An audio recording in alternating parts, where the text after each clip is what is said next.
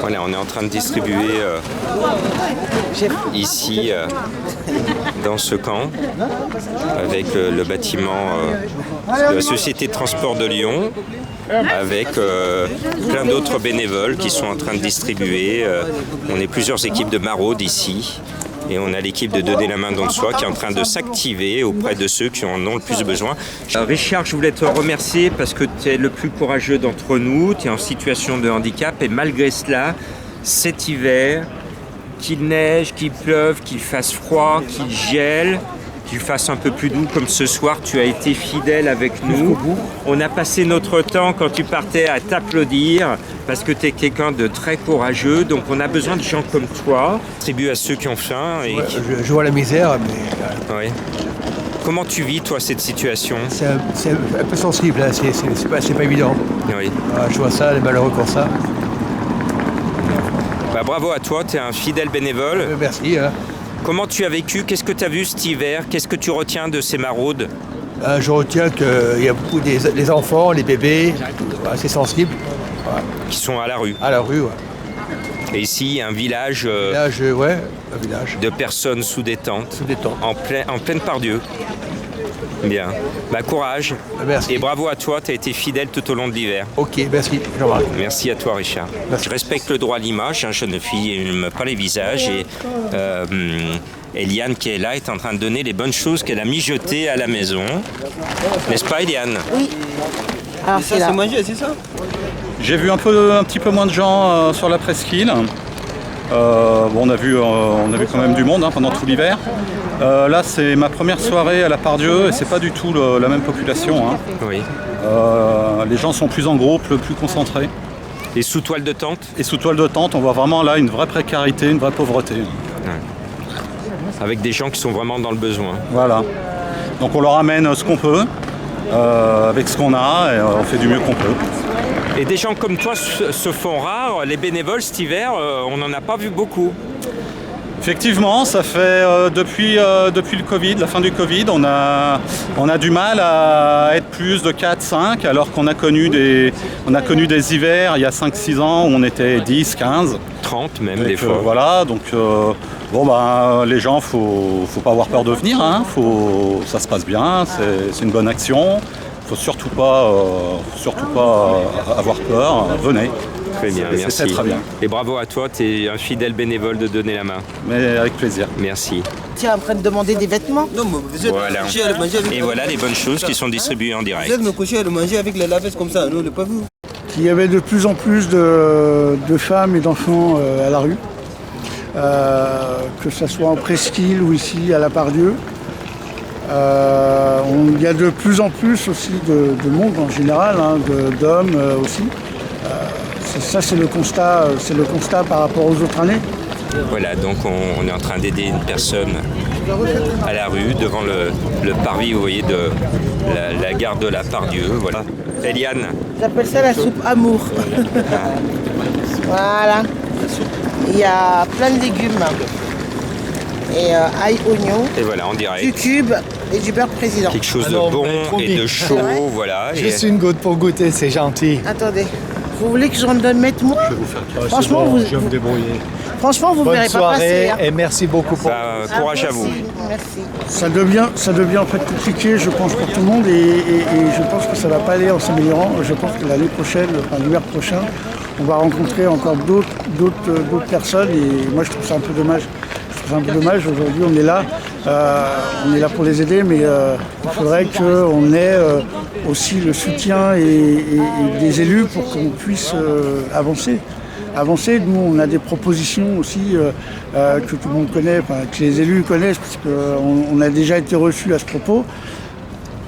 On attend, donc le constat il est là et c'est un peu dommage. Alors Derek, merci pour ton aide, tu es l'un de nos bénévoles. Alors, toi qui as connu le centre-ville de Lyon et ce soir à la Pardieu, l'ambiance est différente? L'ambiance est différente, il y a de plus en plus de personnes. Pas de plus en plus de personnes, mais du côté, comment on appelle ça, la Pardieu là... Vers le Citral, c'est devant le Citral. Ouais, vers le Citral, il y a des gens. On a pu donner des habits, on a pu donner à manger, et c'est bien. Voilà la distribution en cours.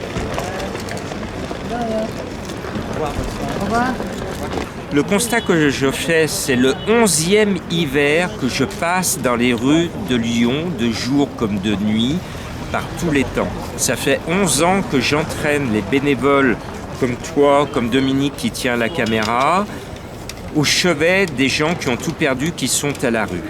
Imagine, Richard, que la situation d'il y a 11 ans est la même que celle d'aujourd'hui.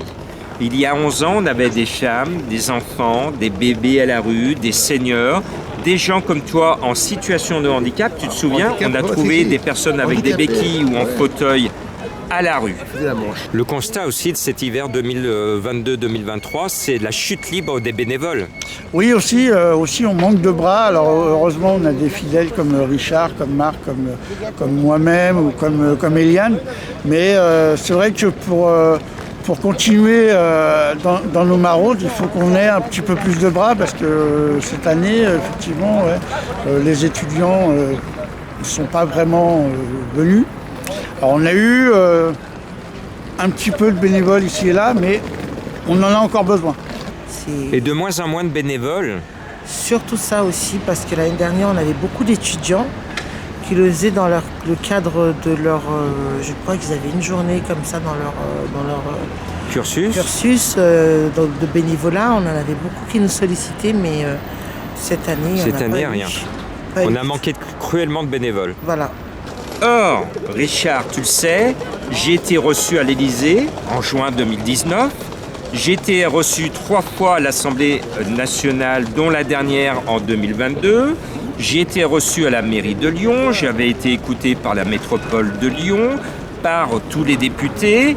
Je propose des propositions, justement, projet de loi pour mettre les sans-abri à la campagne, pour faire du zéro sans-abri. Et pour l'instant, je me heurte à une non-réponse, un non-suivi de nos élus français. Or, Richard, tu te souviens, en mai 2022, j'ai été avec les pompiers de Villeurbanne à la frontière ukrainienne pour aller chercher nos réfugiés de guerre. En Pologne, juste à la frontière ukrainienne. Et j'ai pu constater qu'en Pologne, les autorités polonaises appliquent ce que je demande. Je demande au président de la République depuis 2019 et tous les hivers de réquisitionner les endroits vides pour les peupler de gens qui sont à la rue. Imagine, Richard, que les Polonais m'ont écouté, les autorités réquisitionnent des centres commerciaux style ici la Pardieu ou les grandes surfaces, Carrefour pour ne pas le citer. Là-bas, hop, comme pendant le Covid en France, les commerces, monsieur, madame, on va vous dédommager, mais vous quittez votre commerce, on fait un centre de réfugiés. Les Polonais l'ont fait pour les Ukrainiens. Les Français, monsieur le Président de la République française, messieurs les élus de la République française, vous êtes au courant de ma proposition, vous ne pouvez pas dire je ne suis pas au courant, je vous ai posé sur tous vos bureaux cette proposition. Aujourd'hui, on est au printemps 2023. Et on est toujours avec des sans-abri à la rue, alors qu'on pourrait tous les loger en France. Voilà. Moi, je trouve ça inadmissible. C'est pas bien. C'est pas correct ce qui se passe. Ils devraient pas être à la rue. Et puis voilà. On n'a pas le droit de les laisser comme ça. Et si nous, à notre petite échelle, on peut leur ramener une certaine aide, on le fait. Et puis voilà. On leur apporte un peu de chaleur humaine, c'est déjà bien. Exactement, ouais. Ce que beaucoup ne font pas alors qu'ils ont beaucoup d'argent. Le bilan, il est malheureusement très triste et désolant parce qu'il y a de plus en plus de sans-abri, notamment dans le secteur de la Pardieu. Il y en a 2 fois plus, voire 3 par rapport à l'année dernière. Il y a de plus en plus d'enfants, il y a de plus en plus de femmes, il y a de plus en plus de personnes âgées. Et ça, c'est juste incompréhensible et inadmissible.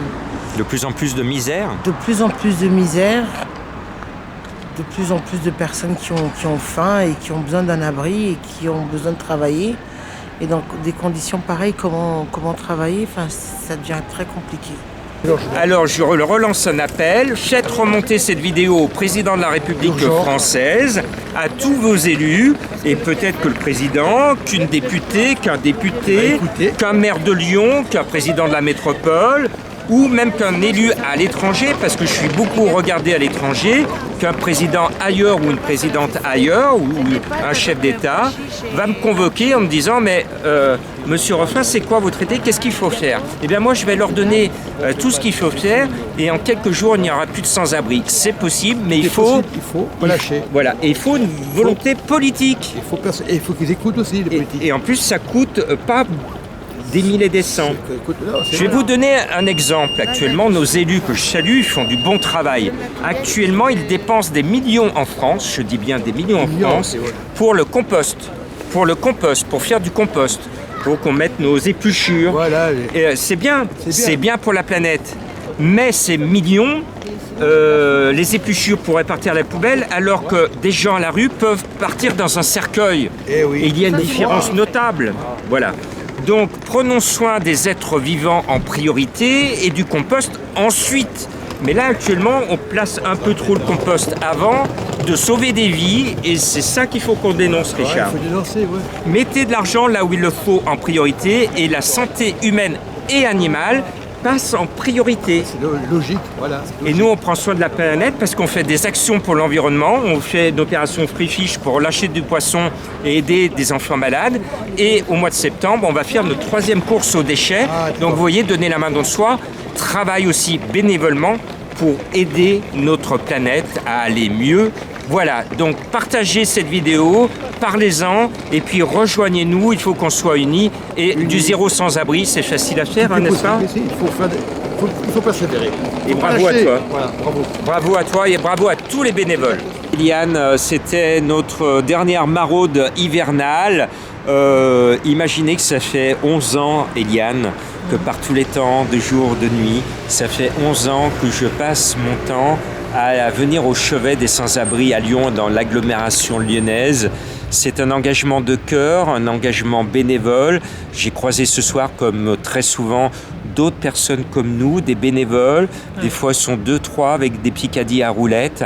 Et je voulais saluer tous ces gens de l'ombre, tous ces gens qui, comme nous, prennent un peu de temps pour venir au chevet de ceux qui crèvent de faim, de soif et qui dorment à la rue, qu'ils soient à Lyon, à Paris, à Strasbourg, à Marseille, à Tombouctou et où qu'ils soient dans le monde entier. Je voulais vous dire à vous qui voyez peut-être cette vidéo, vous êtes des gens bien, vous êtes des gens courageux parce que dormir à la rue, il faut être vraiment courageux, d'être à l'épreuve de la rue, de la nuit, des dangers de la nuit, surtout quand on est une femme, et d'être abandonné par nos sociétés dites modernes. Courage à vous, donnez la main don de soi, vous donne avec Cuisine Ellie et aidons-nous les uns les autres. Rendez-vous en novembre, début novembre, pour entamer notre 12e hiver consécutif de maraude auprès des sans-abri. On va revenir à la case départ.